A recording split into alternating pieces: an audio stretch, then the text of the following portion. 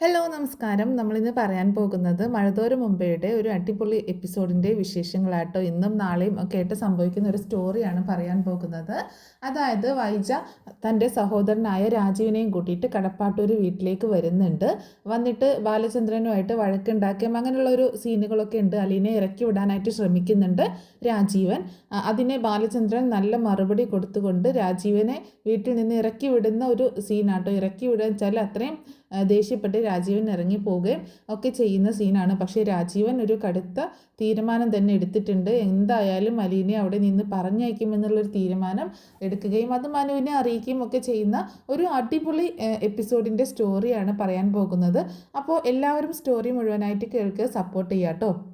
നമ്മുടെ ചാനൽ ആദ്യമായിട്ട് കാണുന്ന കൂട്ടുകാരാണെങ്കിൽ ഒന്ന് സബ്സ്ക്രൈബ് ചെയ്ത് സപ്പോർട്ട് ചെയ്യുക. അതുമാത്രമല്ല, വീഡിയോ ഒന്ന് കാണുമ്പോൾ തന്നെ ലൈക്കും ഹൈപ്പ് എന്നൊരു ഓപ്ഷൻ കൂടി ഉണ്ട്, ഒന്നും കൂടി കൊടുത്തിട്ട് വീഡിയോ കാണാനായിട്ട് ശ്രമിക്കുക. അപ്പോൾ നമുക്ക് നേരെ സ്റ്റോറിയിലേക്ക് പോകാം. അങ്ങനെ വൈജയന്തിയുടെ വാക്ക് കേട്ടിട്ട് രാജീവൻ വൈജയന്തിയും കൂട്ടിയിട്ട് കടപ്പാട്ടൂർ വീട്ടിലേക്ക് വരിക കേട്ടോ. അങ്ങനെ ആ സമയത്ത് അലീനയാണ് ഡോറ് തുറന്ന് കൊടുക്കുന്നത്. അപ്പോൾ വൈജയന്തിയുടെ കൂടെ ഒരാളെ കണ്ടപ്പോൾ ഇതാരാ എന്നുള്ളൊരു സംശയത്തിൽ അലീന ഇങ്ങനെ നോക്കുന്നുണ്ട്. അപ്പോൾ അലീനെ നോക്കുന്നത് കണ്ടിട്ട് രാജീവനും അലീനയെ തന്നെ സൂക്ഷിച്ച് ഇങ്ങനെ നോക്കുകയാണ്. ഭയങ്കര ദേഷ്യത്തിലാണ് രണ്ടുപേരും നിൽക്കുന്നത് കേട്ടോ. അപ്പോൾ അലീനയാണെങ്കിൽ ഒന്നും മിണ്ടുന്നില്ല, അലീനയോട് ഇവരും ഒന്നും മിണ്ടുന്നില്ല. വാ രാജീവേട്ടാ, മാറി നിൽക്കണേ അങ്ങോട്ട് എന്ന് പറഞ്ഞിട്ട് അലീനയെ തട്ടി മാറ്റിക്കൊണ്ട് രാജീവനെ വിളിച്ചുകൊണ്ട് വൈജാഗത്തേക്ക് കയറി ചെല്ലുകയാണ്. അപ്പോൾ ആ രാജീവേട്ട എന്നുള്ള വിളിയിൽ അലീനയ്ക്ക് കാര്യം മനസ്സിലാവുകയാണ്. വൈജയന്തിയുടെ ഇളയ സഹോദരനാണ്, അതായത് മൂന്നാമത്തെ സഹോദരൻ്റെ പേര് രാജീവൻ എന്നാണെന്നുള്ളത് അലീനയ്ക്ക് അറിയാം. അപ്പോൾ അലീനയ്ക്ക് മനസ്സിലാവുകയാണ് അയാളായിരിക്കും ഇത് എന്ന് അലീന ചിന്തിക്കുന്നുണ്ട്. അങ്ങനെ അകത്തേക്ക് കയറുന്ന രാജീവൻ ചോദിക്കുന്നുണ്ട്, ബാലചന്ദ്രൻ എവിടെയാണെന്ന് ചോദിക്കാൻ, മുകളിലാണ് രാജീവേട്ട എന്ന് പറയാണ് വൈജ. അതിനു മുൻപ് ഞാൻ അമ്മയൊന്ന് കാണട്ടെ എന്ന് രാജീവൻ പറയുന്നുണ്ട് കേട്ടോ. ആ സമയത്ത് അലീന അങ്ങോട്ടേക്ക് ഇങ്ങനെ വരുന്നുണ്ട് കേട്ടോ. അപ്പോൾ വൈജ ഇങ്ങനെ കണ്ണുകൊണ്ട് കാണിച്ചു കൊടുക്കുന്നത് വരുന്നുണ്ട് എന്ന് പറഞ്ഞിട്ട്. അപ്പോൾ അലീന അങ്ങോട്ടേക്ക് ചെല്ലുന്ന സമയത്ത് രാജീവൻ അലീനയുടെ അടുത്തേക്ക് നോക്കിക്കൊണ്ടൊന്ന് ഇങ്ങനെ സൂക്ഷിച്ച് നോക്കുകയാണ്. എന്നിട്ട് ചോദിക്കുന്നുണ്ട്, നിൻ്റെ പേരെന്താണെന്ന് ചോദിക്കുമ്പോൾ അലീന എന്ന് പറയാം കേട്ടോ. നിന്നോട് ഇവിടെ നിന്ന് പോവാൻ വൈജ പറഞ്ഞിട്ട് നീ എന്താ ഇവിടെ നിന്ന് പോവാത്തത് എന്ന് ചോദിക്കുകയാണ് അലീനയോട്.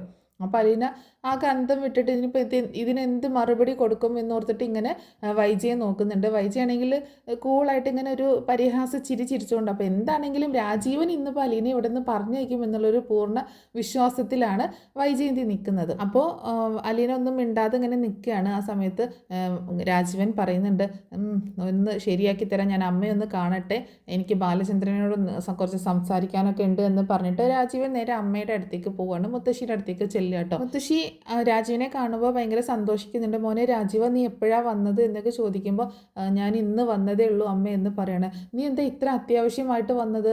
വരുന്ന കാര്യം ഒന്നും പറഞ്ഞില്ലല്ലോ.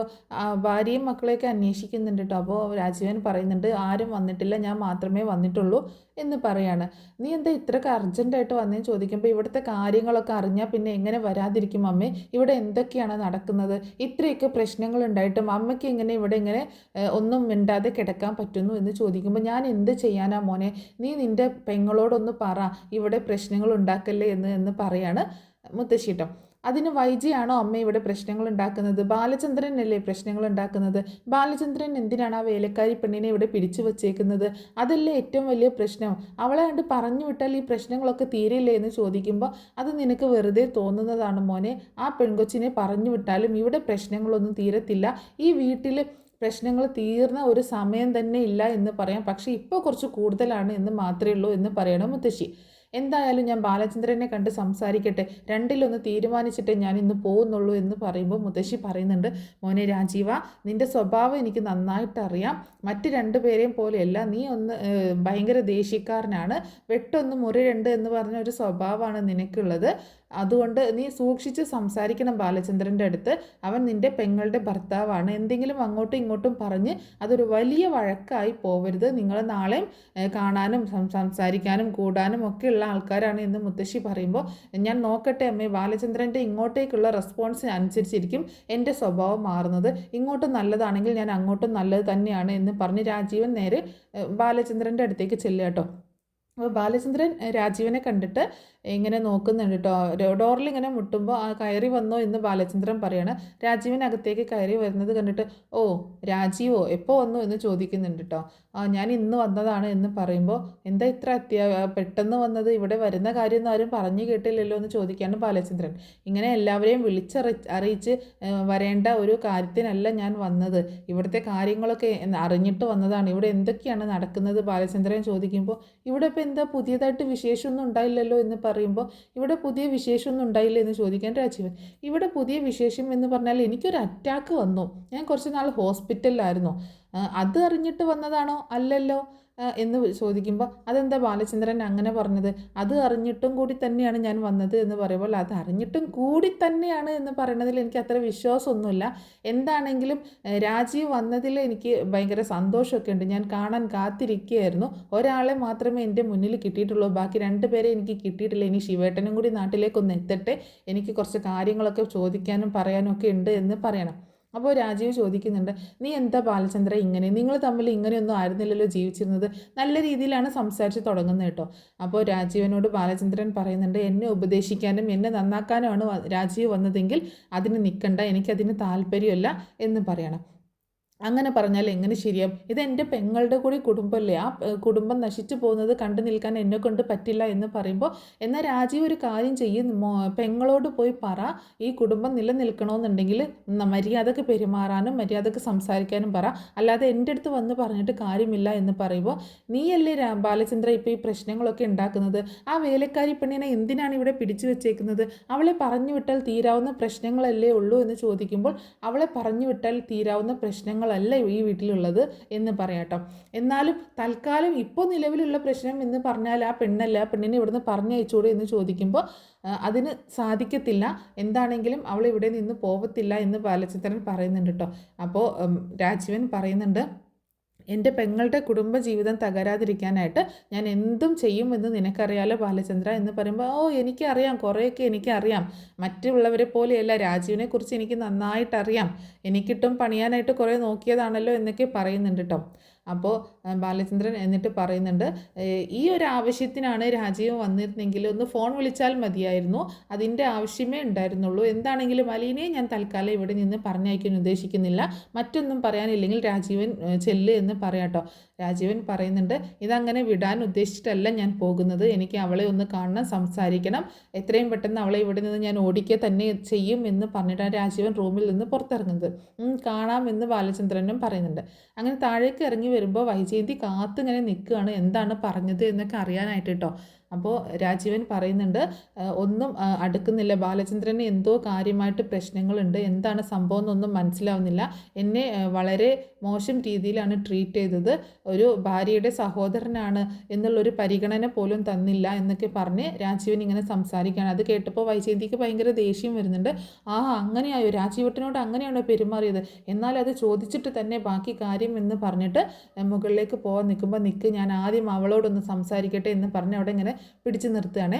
അപ്പോൾ അലീനയെ വിളിക്കുന്നുണ്ട് രാജീവൻ, അലീനയെ വിളിക്കാൻ പറയണം. അങ്ങനെ വൈജയന്തി അലീനയെ വിളിച്ചുകൊണ്ട് വരുന്നുണ്ട്. അലീന കിച്ചണിലായിരുന്നു. എന്താ സാർ വിളിച്ചത് എന്ന് ചോദിക്കുമ്പോൾ നീ എന്താണ് ഇവിടുന്ന് പോവാൻ പറഞ്ഞിട്ട് പോവാത്തത്, നിൻ്റെ ജോലി ഇവിടെ വേണ്ട എന്ന് പറഞ്ഞതിൽ എൻ്റെ പെങ്ങളുടെ കുടുംബം തകർക്കാൻ വേണ്ടിയിട്ടാണോ നീ ഇവിടെ നിൽക്കുന്നത് എന്ന് ചോദിക്കുമ്പോൾ ഞാൻ സാറിൻ്റെ പെങ്ങളുടെ കുടുംബം തകർക്കാൻ വന്നവളല്ല, ഞാൻ ഇങ്ങോട്ടേക്ക് വലിഞ്ഞു കയറി വന്നതുമല്ല, എന്നെ കൂട്ടിക്കൊണ്ട് വന്നതാണ് ഇവിടുത്തെ മുത്തശ്ശിയെ നോക്കാനായിട്ട് എന്ന് പറയാണ്. എങ്കിൽ ഇവിടുത്തെ സേവനം വേണ്ട എന്ന് വീട്ടുകാർ പറയുമ്പോൾ അത് നിർത്തി പോകാനുള്ള മര്യാദ കാണിക്കണ്ടേ എന്ന് ചോദിക്കുകയാണ്. ആ മര്യാദയും ഞാൻ കാണിച്ചതാണ്, എന്നേ ഞാൻ പോകാൻ റെഡിയാണ്, ബാഗും പാക്ക് ചെയ്തിട്ട് റെഡിയാണ്, പക്ഷേ ബാലചന്ദ്രൻ സാർ എന്നെ പോകാൻ അനുവദിക്കുന്നില്ല, അതുകൊണ്ട് മാത്രമാണ് ഞാൻ പോവാത്തത് എന്ന് പറയുമ്പോൾ എന്നാൽ വൈജ പറയുന്നത് നിനക്ക് കേട്ടാൽ പോരെ, ബാലചന്ദ്രൻ പറയുന്നത് എന്തിനാണ് കേൾക്കുന്നത്. അപ്പോൾ അലീന പറയുന്നുണ്ട്, ബാലചന്ദ്രൻ സാർ ഇപ്പോൾ ഒരു പേഷ്യൻ്റാണ്, അപ്പോൾ ആ പേഷ്യൻറ്റിൻ്റെ കാര്യങ്ങൾ നമ്മൾ നല്ല രീതിയിൽ നോക്കുകയും വേണം, പിന്നെ പേഷ്യൻറ്റിന് മനസ്സിന് വിഷമം ഉണ്ടാക്കുന്ന കാര്യങ്ങളൊന്നും ചെയ്യരുതെന്ന് ഡോക്ടർ പറഞ്ഞിട്ടുണ്ട്, അപ്പോൾ സാർ എന്നോട് പോവരുത്, ഇവിടെ നിൽക്കുന്നതാണ് സാറിന് സന്തോഷം എന്ന് പറഞ്ഞു, അതുകൊണ്ട് ഞാൻ ഇവിടെ നിൽക്കുന്നു എന്ന് പറയുമ്പോൾ പേഷ്യൻറ്റിൻ്റെ കാര്യങ്ങൾ, അതായത് ബാലചന്ദ്രൻ്റെ കാര്യങ്ങൾ നോക്കാൻ അയാളുടെ ഭാര്യയും മക്കളും ഇവിടെ ഉണ്ട്, നിൻ്റെ ആവശ്യം ഇവിടെ ഇല്ല, നീ ഇന്ന് തന്നെ ഇവിടെ നിന്ന് ഇറങ്ങിപ്പൊക്കോ എന്ന് പറയാട്ടോ. അപ്പോൾ അലീന പറയുന്നുണ്ട്, ഞാൻ പൊക്കോളാം, ബാലചന്ദ്രൻ സാർ എന്നോട് പറയുന്ന ആ നിമിഷം തന്നെ പൊക്കോളാം എന്ന് പറയുമ്പോൾ, അല്ലെങ്കിൽ നീ പോവത്തില്ലേടി ഇവിടെ നിന്ന്, നിന്നെ ഇറക്കി വിടാൻ പറ്റുമെന്ന് ഞാനൊന്ന് നോക്കട്ടേടി എന്ന് പറഞ്ഞിട്ട് അലീനയുടെ കൈ പിടിച്ച് വലിച്ച് പുറത്തേക്ക് വലിച്ച് ആക്കാനായിട്ട് നോക്കുമ്പോൾ അലീന ആകെ പകച്ചു പോകുന്നുണ്ടോ. സാർ വിട്, എൻ്റെ കൈ വിട് എന്ന് പറയുമ്പോൾ അയാൾ കൈ വിടുന്നില്ല കേട്ടോ. വൈജയന്തി ആണെങ്കിലും ഇങ്ങനെ ആകെ പകച്ച് നിൽക്കണം. ഇത്രയും പ്രതീക്ഷയില്ല കേട്ടോ ഇങ്ങനെ ചെയ്യുന്നത്. പക്ഷേ വൈജയന്തിക്ക് ഭയങ്കര സന്തോഷമാണ്. അപ്പോൾ അവളുടെ കൈ പിടിച്ച് പുറത്താക്കി വാതിലടയ്ക്കാം എന്നുള്ളൊരു ലക്ഷ്യത്തിൽ ഇങ്ങനെ നിൽക്കുമ്പോൾ അവളുടെ കൈ വിടട്ടാ എന്ന് പറഞ്ഞുകൊണ്ട് ബാലചന്ദ്രൻ മുകളിൽ നിന്ന് താഴേക്ക് ഇറങ്ങി വരിക കേട്ടോ.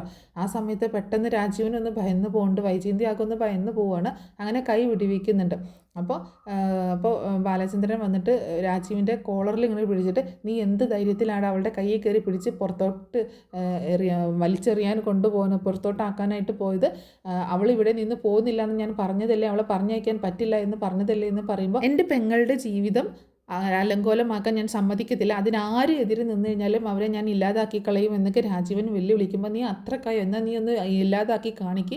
അലീന എന്താണെങ്കിലും ഇവിടെ നിന്ന് പോകുന്നില്ല, അലീന ഇവിടെ നിൽക്കുന്നത് പ്രശ്നമുള്ളവരാണെങ്കിൽ ഈ വീട്ടിൽ നിന്ന് പോവാൻ, അല്ലെങ്കിലും ഇവിടുന്ന് പോയതാണല്ലോ, പിന്നെ എന്തിനാണ് ഇങ്ങോട്ടേക്ക് കയറി വന്നത് എന്നൊക്കെ ബാലചന്ദ്രൻ പറയാട്ടോ.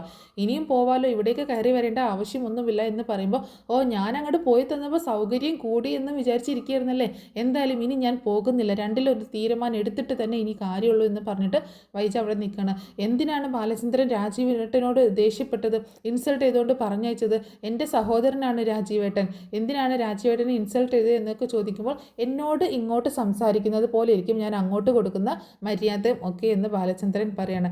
അങ്ങനെ എന്താണെങ്കിലും അലീനയെ പറഞ്ഞേക്കില്ല എന്നുള്ള തീരുമാനത്തിൽ തന്നെ ബാലചന്ദ്രൻ നിൽക്കുകയാണ്.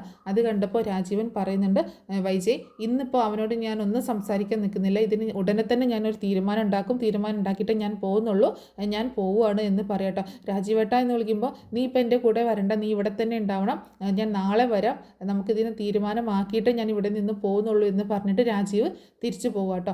അങ്ങനെ ബാലചന്ദ്രനാണെങ്കിൽ വൈജി ഇങ്ങനെ വളരെ ഒരു ദേഷ്യത്തോട് കൂടിയിട്ട് ഇങ്ങനെ നോക്കുകയാണ്. അതിനുശേഷം മുകളിലേക്ക് കയറി പോകുന്നുണ്ട്. അങ്ങനെ ബാലചന്ദ്രൻ പോയതിന് ശേഷം അലീനയുടെ നേരെ തിരിഞ്ഞിട്ട്, നാളെയും കൂടി ഉള്ളൂ നിൻ്റെ ഇവിടുത്തെ താമസം, നാളെ നിന്നെ മിക്കവാറും നാളെ തീർച്ചയായിട്ടും നിന്നെ രാജീവേട്ടൻ ഇവിടെ നിന്ന് പറഞ്ഞേക്കും, കാത്തിരുന്ന് കാണാം എന്നൊക്കെ പറയുമ്പോൾ, നടക്കാൻ പോകുന്ന കാര്യമെല്ലാം പറ മാഡം, എന്താണെങ്കിലും ഇതൊന്നും നടക്കാൻ പോകുന്നില്ല എന്ന് പറയണേ. നീ എന്നെ വെല്ലുവിളിക്കുകയാണോടെയും ചോദിക്കുമ്പോൾ, ആ വെല്ലുവിളിയാണെന്ന് കൂട്ടിക്കോ മാഡം എന്നൊക്കെ പറയുന്നുണ്ട് കേട്ടോ അലീന. അങ്ങനെ അലീന കിച്ചണിലേക്ക് പോവാണ്. പിന്നീട് കാണിക്കുന്നത് അന്ന് രാത്രിയിൽ നമ്മുടെ മനുവും രാജീവും കൂടി സംസാരിക്കുന്നതാണ്. അപ്പം മനുവിനെ മാറ്റി നിർത്തി വിളിച്ചുകൊണ്ട് രാജീവ് കാര്യങ്ങളൊക്കെ ഇങ്ങനെ ചോദിച്ചറിയുന്നുണ്ട് കേട്ടോ. എന്താണ് അവിടെ പോയി കൊണ്ടുവരാൻ കാരണം എന്നൊക്കെ ചോദിക്കുന്നുണ്ട്. അപ്പോൾ പറയുന്നുണ്ട്, മുത്തശ്ശൻ ഏർപ്പാടാക്കിയതായിരുന്നു, അതുകൊണ്ട് കൂട്ടിക്കൊണ്ടുവന്നു എന്ന് പറയണം. പിന്നെ നീ എന്തിനാണ് അവളെ അവിടെ പിടിച്ചു നിർത്തുന്നത്, അവരുടെ കുടുംബം തകർന്നു പോകുന്നത് നീ കാണുന്നില്ലേ, അവളെ പറഞ്ഞയക്കാൻ പാടില്ലേ എന്നൊക്കെ ചോദിക്കുമ്പോൾ, അവളെ പറഞ്ഞേക്കാനൊന്നും പറ്റില്ല അങ്കിൾ, അവൾ അത്രയും നല്ല രീതിയിലാണ് അവിടെ നിൽക്കുന്നത്, അവിടെ പ്രശ്നങ്ങളൊക്കെ ഉണ്ടാക്കുന്നത് വൈജയന്തി മാത്രമാണ് എന്ന് പറയണം മനു. എന്തെങ്കിലും ആയിക്കോട്ടെ, വൈജയാണ് അവിടെ പ്രശ്നം ഉണ്ടാക്കുന്നത്, ഓക്കെ ശരി ഞാൻ സമ്മതിച്ചു, പക്ഷേ അവൾ അവിടെ നിൽക്കുന്നത് കൊണ്ടല്ലേ ആ പ്രശ്നങ്ങളൊക്കെ. അപ്പോൾ വൈജയുടെ കുടുംബമല്ലേ നമുക്ക് വലുത്, അല്ലാതെ ഒരു വേലക്കാരി പെണ്ണിൻ്റെ ജീവിതമൊന്നും അല്ലല്ലോ, അതുകൊണ്ട് അവളെ പറഞ്ഞയക്കേണ്ടത് നമ്മുടെ ആവശ്യമില്ലേ. വൈജയുടെ കുടുംബം നല്ല രീതിയിൽ മുന്നോട്ട് പോകണമെങ്കിൽ അവൾ പോകുന്നതാണ് നല്ലതെങ്കിൽ അവളെ പറഞ്ഞയക്കേണ്ടതെന്ന് ചോദിക്കുകയാണ്. നീ എന്തിനാണ് പിന്നെ അവളുടെ സൈഡ് പിടിച്ചുകൊണ്ട് നിൽക്കുന്നതെന്ന് ചോദിക്കുമ്പോൾ, ഞാൻ എപ്പോഴും ന്യായത്തിൻ്റെ പക്ഷം നിന്നിട്ടാണ് സംസാരിക്കുന്നത് അങ്കിൾ എന്ന് പറയണേ. എന്താണെങ്കിലും ഞാൻ അവളെ ഇവിടെ നിന്ന് പറഞ്ഞയച്ചിട്ടേ പോകുന്നുള്ളൂ, അത് തീരുമാനിച്ചിട്ടാണ് ഞാൻ അവിടെ നിന്ന് ഇങ്ങോട്ടേക്ക് വന്നത്. ഇനി എന്താണെങ്കിലും അവളെ ഇവിടെ നിന്ന് പറഞ്ഞയച്ചിട്ടേ എനിക്ക് വിശ്രമമുള്ളൂ എന്ന് പറഞ്ഞ് രാജീവൻ പോകട്ടോ. അപ്പം മനു ഇങ്ങനെ ചിരിക്കുന്നുണ്ട്. ഇതൊന്നും നടക്കാൻ പോകുന്നില്ല എന്ന് മനുവിനറിയാം, പക്ഷേ അലീനയുടെ ജീവിതത്തിൽ ഒരുപാട് പ്രശ്നങ്ങൾ ഉണ്ടാകും എന്നുള്ളത് മനുവിനും മനസ്സിലാവുകയാണ്. അന്ന് രാത്രിയിലാണെങ്കിലും ബാലചന്ദ്രൻ അലീനയോട് സംസാരിക്കുന്നുണ്ട്, ഇന്നുണ്ടായ സംഭവങ്ങളൊന്നും കണ്ടിട്ട് നീ പേടിക്കണ്ട, നീ ഇവിടെ നിന്ന് പോകുന്ന തീരുമാനം എടുക്കാനും നിൽക്കണ്ട, ഞാൻ പറയാതെ എന്നോട് ചോദിക്കാതെ നീ വീട്ടിൽ നിന്ന് പോയി കഴിഞ്ഞാൽ ഉണ്ടാവുന്ന കാര്യം എന്താണെന്ന് ഞാൻ പറഞ്ഞല്ലോ എന്ന് പറയുന്നുണ്ട് കേട്ടോ. അലീന പറയുന്നുണ്ട്, എനിക്ക് എല്ലാവരുടെ ഇടയിൽ കിടന്ന് മടുത്തു സാർ, എനിക്ക് പറ്റുന്നില്ല, എനിക്ക് സഹിക്കാൻ പറ്റുന്നില്ല എന്നൊക്കെ പറയുമ്പോൾ, എനിക്ക് വേണ്ടിയിട്ട് നിനക്ക് സഹിക്കാൻ പറ്റില്ലേ, ഈ അച്ഛന് വേണ്ടിയിട്ട് മോൾക്ക് സഹിച്ച് ഇവിടെ നിന്നൂടെ എന്ന് ചോദിക്കുകയാണ് ബാലചന്ദ്രൻ കേട്ടോ. അപ്പോൾ അത് കേട്ടപ്പോൾ അലീനയ്ക്ക് വല്ലാണ്ട് വിഷമാവുന്നുണ്ട്. എന്നിട്ട് പറയുന്നുണ്ട്, പോയി കിടന്നുറങ്ങിക്കോ, ഒന്നും പേടിക്കേണ്ട, ഒരു കുഴപ്പം ഉണ്ടാവത്തില്ല, ഞാനുണ്ട് നിൻ്റെ കൂടെ എന്ന് പറഞ്ഞിട്ട് അലീനയെ പറഞ്ഞയക്കുകയാണ്. അപ്പോൾ വളരെ ശക്തമായ രീതിയിൽ തന്നെ അലീനയെ പറഞ്ഞയക്കാനുള്ളൊരു തീരുമാനം എടുത്തിട്ട് പിറ്റേ ദിവസം രാജീവൻ വീണ്ടും ചെല്ലുന്നുണ്ട് കേട്ടോ. അങ്ങനെ രാജീവൻ ചെല്ലുന്ന സമയത്ത് വൈജ ഭയങ്കര സന്തോഷത്തിലാണ്. അലീന ഇന്നിപ്പോൾ രാജീവൻ പറഞ്ഞയക്കും എന്നുള്ളൊരു സന്തോഷത്തിലാണ് വൈജ നിൽക്കുന്നത്. അങ്ങനെ ബാലചന്ദ്രൻ്റെ അടുത്ത് വീണ്ടും സംസാരിക്കാനായിട്ട് പോവാണ് രാജീവൻ. അങ്ങനെ സംസാരിക്കാൻ പോകുന്ന സമയത്ത് രാജീവൻ്റെ അടുത്ത് ബാലചന്ദ്രൻ പറയുന്നുണ്ട്, രാജീവൻ ഇത്രയൊക്കെ സംസാരിക്കാൻ വന്നതിൽ എനിക്ക് കുറച്ച് കാര്യങ്ങൾ ചോദിക്കാനുണ്ട്. ഇന്നലെ പിന്നെ അത്രയും ഹറിബറി ആയതുകൊണ്ട് ഡീറ്റെയിൽ ആയിട്ടൊന്നും പറയാനൊന്നും പറ്റിയില്ല. ഞാനൊരു കാര്യം അങ്ങോട്ടേക്ക് ചോദിക്കാം, അതിന് മറുപടി ഉണ്ടെങ്കിൽ മാത്രം നമുക്ക് സംസാരിക്കാം എന്ന് പറയാട്ടോ. അപ്പോൾ രാജീവൻ പറയുന്നുണ്ട്, എന്താണ് ചോദിക്കുക. അപ്പോൾ രാജീവന് തോന്നി ബാലചന്ദ്രൻ്റെ ഇങ്ങനെയുള്ള ഒരു പെരുമാറ്റമൊക്കെ കണ്ടപ്പോൾ അയാളൊന്ന് തണുത്തു, ഇനിയിപ്പോൾ എന്തെങ്കിലുമൊക്കെ കാര്യങ്ങൾ പറഞ്ഞാൽ മനസ്സിലാകും എന്നൊക്കെ വിചാരിച്ചിട്ടാണ് ഇങ്ങനെ ചോദിക്കുന്നത്. അപ്പോൾ രാജീവനോട് ബാലചന്ദ്രൻ ചോദിക്കുന്നുണ്ട്, വൈജ ആഗ്രയിൽ കുറച്ച് നാൾ താമസിച്ചിരുന്നല്ലോ. ആഗ്രയിൽ വന്ന ശേഷം ഒരു വർഷത്തോളം തിരുവനന്തപുരത്ത് പോയി താമസിച്ചു. അതെന്തിനായിരുന്നു എന്ന് ചോദിക്കുമ്പോൾ രാജീവൻ ആകെ ഷോക്കായി പോവാണേ.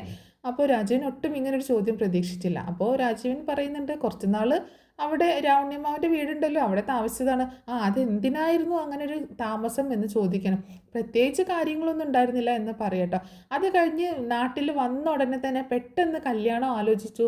ഞാൻ അന്വേഷിച്ച് വന്നപ്പോൾ ഒരു എതിർപ്പും കൂടാതെ എല്ലാവരും സമ്മതിക്കുകയും ചെയ്തു എന്ന് പറയുമ്പോൾ രാജീവൻ പറയുന്നുണ്ട്, എനിക്ക് അത്രയ്ക്ക് സമ്മതമൊന്നും ഉണ്ടായിരുന്നില്ല എന്ന് പറയണം. അതെനിക്ക് മനസ്സിലായി. സമ്മതം ഉണ്ടായിരുന്നത് ആകെ ഗംഗേട്ടന് മാത്രമാണ്. ഗംഗേട്ടനാണ് ഇതിനൊക്കെ സമ്മതിക്കുകയും ഒക്കെ ചെയ്തത് എന്ന് പറയുമ്പോൾ രാജീവൻ പറയുന്നുണ്ട്, അത് ശരിയാണ്, ഗംഗേട്ടനിപ്പോൾ എങ്ങനെയെങ്കിലും ആ പ്രശ്നങ്ങളൊക്കെ ഒന്ന് സോൾവ് ആക്കണമായിരുന്നു. എന്ത് പ്രശ്നങ്ങൾ രാജീവ എന്ന് ചോദിക്കുകയാണ്. അതല്ല, വൈജ എങ്ങനെയെങ്കിലും വിവാഹം കഴിച്ചു പോകണം എന്ന് ചിന്തിച്ചത്. എന്തിനാണ് ഇത്ര, ഞാൻ ആദ്യം വിവാഹം ആലോചിച്ച് ചെന്നപ്പോൾ എന്നെ ആട്ടിയിറക്കി വിട്ടത്, എന്നെ അടിച്ചിറക്കി വിട്ടതാണ് നിങ്ങൾ. വീണ്ടും ഞാൻ ചെന്നപ്പോൾ എൻ്റെ പണവും സ്വത്തൊക്കെ കണ്ട് എനിക്ക് അത്രയും സമ്പത്തൊക്കെ വന്നത് കണ്ടിട്ടാണ് നിങ്ങൾ എന്നെ വൈജയെ എനിക്ക് വിവാഹം ചെയ്ത് തന്നത് എന്നാണ് ഞാൻ കരുതിയത്. പക്ഷേ സത്യം അതല്ല എന്ന് പിന്നീട് കാലം തെളിയിച്ചു എന്ന് പറയട്ടോ. അപ്പോൾ രാജീവൻ ഷോക്കാവുന്നുണ്ട്. അപ്പോൾ എന്താ ബാലചന്ദ്രൻ ഉദ്ദേശിക്കുന്നതെന്ന് ചോദിക്കുക കേട്ടോ. അപ്പോൾ രാജീവൻ ഇപ്പോൾ ഇന്ന് എന്തിനാണ് ഇങ്ങോട്ടേക്ക് വന്നത് എന്ന് ചോദിക്കുമ്പോൾ, ഞാൻ വന്നത് ആ വേലക്കാരി പെണ്ണിനെ ഇന്ന് ഇവിടെ നിന്ന് പറഞ്ഞയക്കണം എന്ന് പറയണേ. എന്നാൽ അവളെ പറഞ്ഞയക്കാൻ പറ്റത്തില്ല എന്ന് ഞാൻ പറയുന്നു എന്ന് പറയുമ്പോൾ അതിൻ്റെ റീസണാണ് ഞാൻ ചോദിക്കുന്നത് എന്ന് പറയാണ് രാജീവൻ. അപ്പോൾ ബാലചന്ദ്രൻ പറയുന്നുണ്ട്, എനിക്ക് അവളെ ഇവിടെ നിന്ന് പറഞ്ഞയക്കാൻ സാധിക്കത്തില്ല, എൻ്റെ മോളെപ്പോലെ ഞാൻ കാണുന്ന കുട്ടിയാണ് എന്ന് പറയുമ്പോൾ, നിങ്ങളുടെ കുടുംബത്തെക്കാളും വലുതാണോ ബാലചന്ദ്ര ആ വേലക്കാരി പെണ്ണ് എന്ന് ചോദിക്കുമ്പോൾ, ഇപ്പോൾ എനിക്ക് എൻ്റെ കുടുംബത്തെക്കാളും വലുത് അവൾ തന്നെയാണ് എന്ന് പറയാണ്. ആ സമയത്ത് രാജീവൻ വീണ്ടും ദേഷ്യപ്പെട്ടുകൊണ്ട് സംസാരിക്കുമ്പോൾ ബാലചന്ദ്രൻ പറയുന്നുണ്ട്, എൻ്റെ അടുത്ത് വല്ലാണ്ട് ദേഷ്യപ്പെട്ട് സംസാരിക്കേണ്ട. നിങ്ങളുടെ പെങ്ങളുടെ പഴയ ചരിത്രങ്ങളൊക്കെ അറിഞ്ഞിട്ടാണ് ഞാൻ നിൽക്കുന്നത്. ആഗ്രയിൽ വെച്ചിട്ടുണ്ടായ സംഭവങ്ങളും അത് കഴിഞ്ഞ് തിരുവനന്തപുരത്ത് എന്തിനാണ് പോയി താമസിച്ചതെന്നും അവിടെ വെച്ച് ഒരു കുഞ്ഞിനെ പ്രസവിച്ചതും അതിനെ കൊണ്ടുപോയി ഒരു അനാഥാലയത്തിലാക്കിയതും എല്ലാ കാര്യങ്ങളും അറിഞ്ഞു വെച്ചിട്ടാണ് ഞാൻ സംസാരിക്കുന്നത്. ആ കുഞ്ഞിനെ പിന്നെ നിങ്ങൾ എന്ത് ചെയ്തു എന്ന് ചോദിക്കുകയാണ് ബാലചന്ദ്രൻ. അത് കേട്ടിട്ട് ആകെ ഷോക്കായി നിൽക്കുകയാണ് രാജീവന് മറുപടി ഒന്നും പറയാൻ കിട്ടുന്നില്ല കേട്ടോ. അപ്പോൾ ബാലചന്ദ്രൻ ഇതെല്ലാം അറിഞ്ഞു വെച്ചിട്ടാണ് ഈ കാണിച്ചു കൂട്ടുന്നതെന്ന് മനസ്സിലായപ്പോൾ രാജീവിന് പിന്നെ മറുപടി ഒന്നുമില്ല.